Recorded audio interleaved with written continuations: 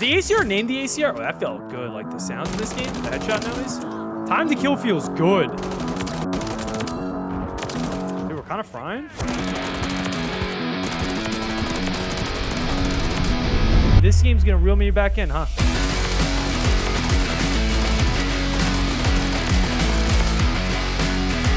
No! No, I was on a 22! Guys, we were 3 away from a nuke. I want to vomit. And just like that, we're back. So I took some time off of Call of Duty, as some of you may know, but it felt great to be back. I can't believe I'm saying this, but I truly had so much fun playing the MW3 beta. And what frustrates me about the Call of Duty franchise is that the game is actually enjoyable. The game engine is smooth, the gunplay is fun, the movement is great, the time to kill is longer, which is a good thing, because it adds a skill gap. You don't want to be playing a game mode that everything feels like hardcore TDM and search and destroy where you're dying by 1 bullet in the back. I also find it funny how some of the stuff that they're adding into MW3 is just stuff they tried to take out in the past, like slide canceling, making mantling faster. Reload canceling is another one. Why did we ever take out reload canceling? What was the point of that? But now they're brought back into the game. They're using it as a hype mechanism because they know people like it. Why they took it out in the first place, I have no idea. But as good as the MW3 beta felt, it's Call of Duty, so there's still outlying issues. First, the maps.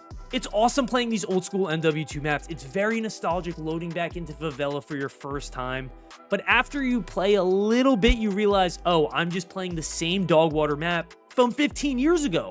Like, most of these Modern Warfare 2 maps, if they were introduced today, having never been in Call of Duty, most people would not like them. So they're just using it as the marketing tactic of nostalgia, which Call of Duty, no one is better at. Absolutely no one in the world is better at using nostalgia to push their product more than Call of Duty. You gotta tip their caps. And it's cool, like, you hop into a state, but then you realize, like, a state's not even a good map. Yeah, it was cool back when we were 12, 13, 14, 15 years old. It was cool to play these maps because you loved Modern Warfare 2 and playing with your friends and having all these experiences. But some of the fun with Call of Duty is learning those new maps, learning the new lanes, having new experiences on some fun, exciting maps. It just feels a little bit lazy to give us all reskinned old Modern Warfare 2 maps. It's cool for the first time you load in, but then quickly it kind of fades out and you're just back in the streets of Favela. But of course there are some outliers. Like, I could play Terminal 24/7 the rest of my life and always be happy. That, without a doubt, one of the greatest maps ever made in Call of Duty history. And I also like Scrapyard, so if those were introduced in today, I still think people would absolutely like them. But for the bulk of it, it just feels a little bit lazy to have all reskin maps as a new quote-unquote Call of Duty. Outside of the maps, skills-based matchmaking will always be an issue with me. Now, Call of Duty is actually making a good decision and dropping their ranked mode early. The ranked mode is going to be coming out halfway through Season 1 at the Season 1.5 update, which is great. It's good to get it out ahead of time.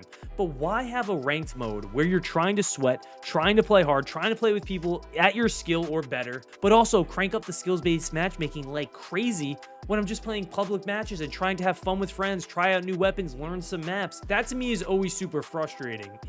I get the point of having some sort of skills-based matchmaking in it, but why do we have to play always at our level? Like, why can't it just be a little bit broader? And again, that might be me just being like nitpicky and stuff like that, but it is something that genuinely affects the way that I play the game, because if I'm playing ranked, I want to sweat, I want to play aggressively, I want to play all in, all out. And I love the ranked mode. I thought Modern Warfare 2 did an awesome job with their ranked mode. For the first time a ranked mode came in a while. Now, obviously, I know, Vanguard, Cold War, all these did have ranked modes, but I didn't play those. So for me to be able to play the MW2 ranked mode, it was incredible. Like, I really had so much fun. It felt kind of like old school Call of Duty where you had your friends, they were on every night, we were ranking up, grinding, and everything like that.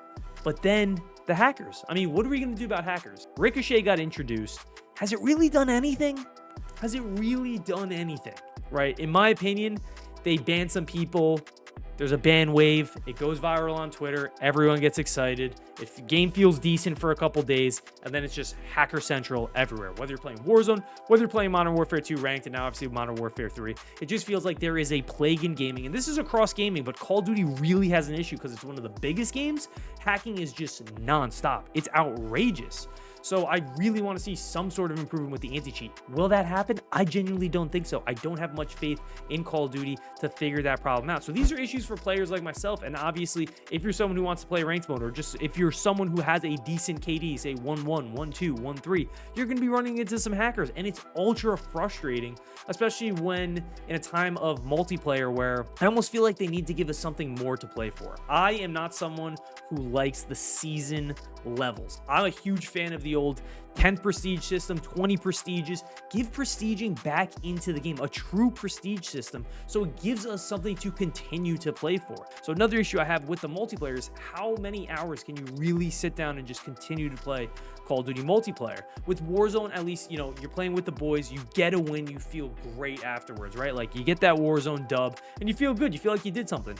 You win a public match of S&D or Hardpoint or Domination, TDM, you're just kind of queuing up, going back into the next one. Feels a little bit too robotic for me. So I'm hoping that there can be some sort of progression system, some sort of cool camo grinding system. The aftermarket should be here, which is cool. I haven't read too much about that, but my take about it is going to be kind of like CSGO skins in a way. I could have that totally wrong, but I was a huge fan of the Black Ops 3 supply crates when they were in the game. So if we get something like that, I would just be happy. Just something fun to play for. Cosmetic, doesn't impact the game, but knowing Call of Duty, it probably will in some way. And then obviously we want to talk about Warzone. So Warzone is my bread and butter. Love that game to death. Always will have a special place in my heart. Warzone 3, the one we saw in COD Next, the gameplay looks just like Warzone 2. So it's important to note too, Modern Warfare 3 and Warzone 3 will be on separate engines because Raven Software is taking over, or has taken over, Warzone, and they control Warzone. So I think Warzone would be so much fun if we got this MW3 engine. If we got this game MW3 engine, it would be so smooth, so incredible, so much fun to play. You have slide canceling back in it, but just the movement and the smoothness of the movement feels great. When I was watching it at COD Next, even the streamers who were kind of there to hype up the game, they were raving about how good the MW3 multiplayer felt, but they were not saying good things about Warzone 2, you know, or Warzone 3. You know, they were being nice about it. They were saying, could fix it with a couple things. They got to fix it, but I really think Call of Duty has to go back to the way it was. The reason why Warzone popped off so much, it had Modern Warfare 2019 as the engine. An engine that most people loved. It felt smooth. It felt good. It was so much fun to play.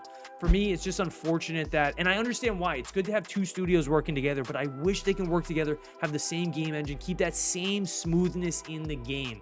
Because Modern Warfare 3 beta, the multiplayer felt awesome. But like I said, multiplayer could feel fun for like an hour, 2 hours. Is it really going to have the longevity that we know Call of Duty's, or we want our Call of Duties to have? I really don't see it happening unless the rank mode, for me personally, does not have cheaters. You know, if you're someone who does your camo grinds, if you're someone who just likes playing public matches, S&D, strolling people, I think you're going to have a great time in this Call of Duty. I would say buy the Call of Duty. But if you're looking for it to be that old school Call of Duty where you can just sink hours and it's so much fun, it's this and that, I think it's worth trying. I really liked my time, but there are some issues that I see. So I hope this guys clears it up for you. That's my thoughts on the game. I'm really excited to play the weekend beta 2. I think it's going to be next weekend as well. Try it on PC, see how smooth it is there. But the game felt awesome on the PS5, which is really good. And I was playing, I think, on 60 hertz because I use a capture card, so it feels great. Hope you guys enjoyed the gameplay. But we're back, YouTube videos. We're going to be trying to do more gaming reviews, probably do a little bit more Call of Duty content as the game is coming out, releasing, Warzone, all that jazz. But I'm so excited for it. Hope you guys enjoyed the video, and I'll see you guys in the next one. Peace!